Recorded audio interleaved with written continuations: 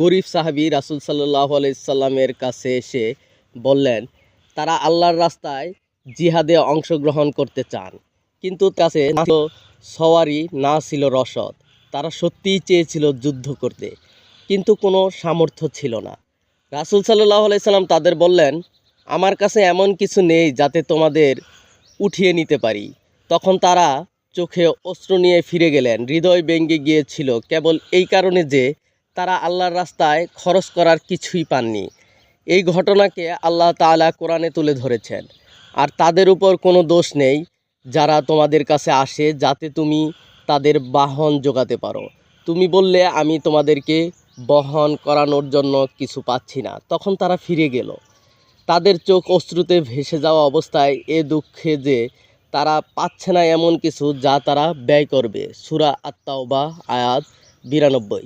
এই সাহাবীদের বলা হয় বাক্কাউন, অর্থাৎ যারা কেঁদেছিলেন। তাদের নিয়ত এতই খাঁটি ছিল যে আল্লাহ তাদেরকে যুদ্ধের পূর্ণ সওয়াব দিয়ে দেন, যদিও তারা যুদ্ধে যেতে পারেননি।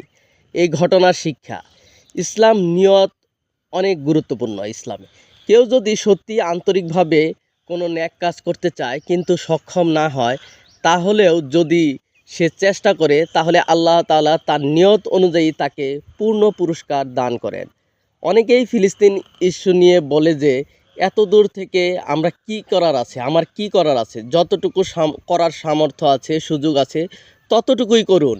মানুষের কাছে সচেতনতা পৌঁছান। আপনার আশেপাশে মুসলিম হয়েও যারা অন্ধ, তাদের কাছে সঠিক তথ্য ও দাওয়াত পৌঁছে দেওয়ার চেষ্টা করুন।